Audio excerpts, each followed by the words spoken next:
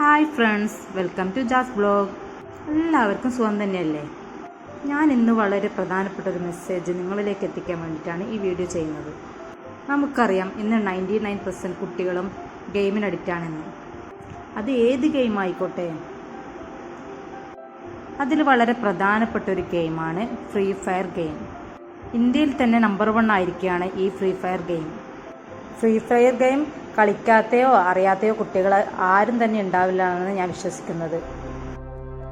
ഞാനിപ്പോൾ ഗെയിമിൻ്റെ പോസിറ്റീവിനെ കുറിച്ച് പറയാനുള്ള പോകുന്നത്, നെഗറ്റീവിനെ കുറിച്ച് പറയാനാണ് പോകുന്നത്. ഈയിടെ ഞങ്ങൾക്ക് അറിയുന്ന ഒരു കുട്ടിക്ക് സംഭവിച്ച കഥയാണ് ഞാൻ നിങ്ങൾക്ക് മുന്നിൽ പറയാൻ പോകുന്നത്. ആ കുട്ടിക്ക് പ്രായം 12 വയസ്സ്, ആൺകുട്ടിയാണ്.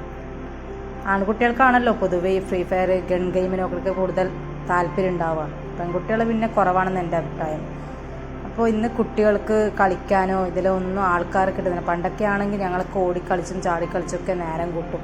ഇന്ന് പണ്ടൊക്കെ ചുറ്റുപാടും കുട്ടികളെ സൗണ്ടായിരിക്കും നമ്മളിങ്ങനെ കേൾക്കാം.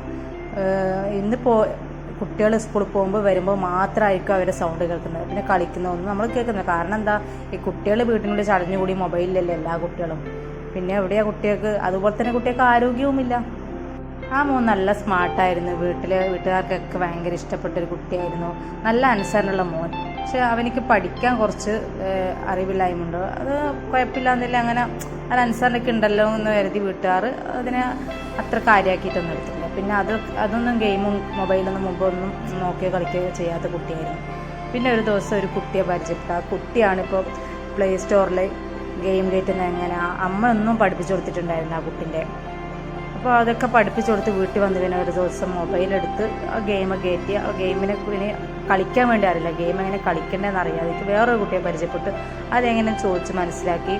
അപ്പോൾ വീട്ടിൽ സ്വാഭാവികമായിട്ടും അവൻ്റെ അമ്മ മൊബൈൽ അവനക്ക് കൊടുക്കാറില്ലായിരുന്നു. അപ്പോൾ അങ്ങനെ ഒരു ദിവസം കുട്ടി മൊബൈൽ ആവശ്യപ്പെട്ടു.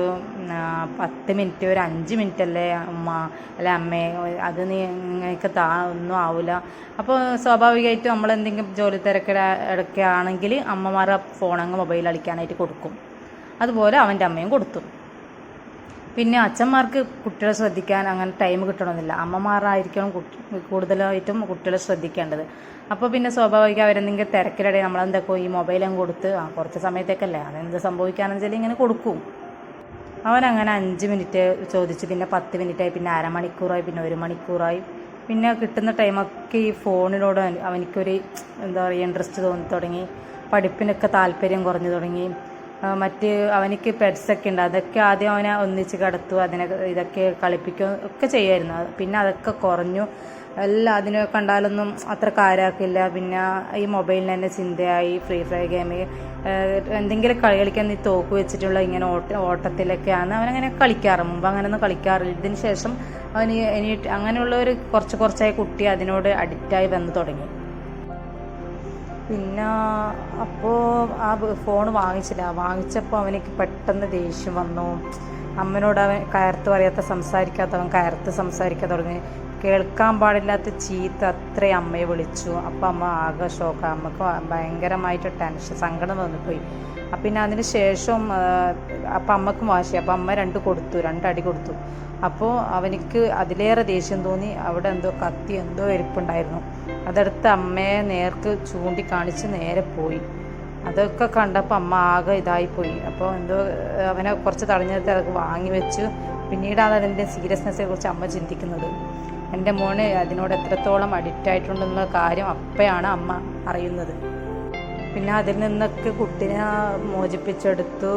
അത്ര അധികം കൂടുതലായിട്ട് അഡിക്റ്റ് ആയില്ല. കുറച്ച് ദിവസം കളിക്കുമ്പോൾ തന്നെ ആ ഒരു ഗെയിം അവനെ അത്രത്തോളം അഡിക്റ്റാക്കി മാറ്റി. അപ്പം നിങ്ങളൊന്ന് ആലോചിച്ച് നോക്കിയേ. നിങ്ങൾക്കും കുട്ടികൾ ഗെയിം കളിക്കാൻ നമ്മൾ വിചാരിക്കും 5 മിനിറ്റ് അല്ലേ 10 മിനിറ്റ് അല്ലേ കൊടുത്താലെന്താ. അവന് അന്നേരം അമ്മ അങ്ങനെ വിചാരിച്ചത്. അവൻ്റെ സ്വഭാവത്തിലൊന്നും വ്യത്യാസമില്ലല്ലോ. നിങ്ങളൊരു ദിവസം ഫുള്ളായിട്ട് ആ മൊബൈൽ ഗെയിം കളിക്കുന്ന കുട്ടികളുടെ വാങ്ങിച്ച് അവയ്ക്ക് ഷാർപ്പായിട്ട് കൊടുക്കാതിരുന്ന് നോക്ക്. അപ്പോഴാണ് നിങ്ങളുടെ മക്കൾ ആ ഗെയിമിനോട് എത്രത്തോളം അഡിക്റ്റ് ആയിട്ടുണ്ടെന്ന കാര്യം നിങ്ങൾക്ക് മനസ്സിലാവുക. ഇത് നിങ്ങൾക്ക് ഉപകാരപ്രദമാവെന്ന് വിചാരിക്കുന്ന ഈ വീഡിയോ നിങ്ങൾക്ക് മനസ്സിലാവുകയാണെങ്കിൽ ദയവ് ചെയ്ത് കുട്ടികളെ നിങ്ങളുടെ മക്കളെ നിങ്ങൾ തന്നെ സൂക്ഷിക്കണം.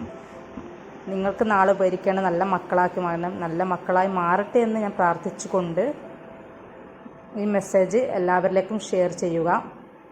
കാരണം ഉപകാരപ്രദമാണെങ്കിൽ ഓരോ രക്ഷിതാവിനും ഈ വീഡിയോ എത്തിച്ചു കൊടുക്കുക, അവർ ഇത് ഉൾക്കൊള്ളട്ടെ. അപ്പോൾ താങ്ക് യു ഫോർ വാച്ചിങ്. വീണ്ടും പുതിയ വീഡിയോയുമായി കാണുന്നതുവരെയും ബൈ.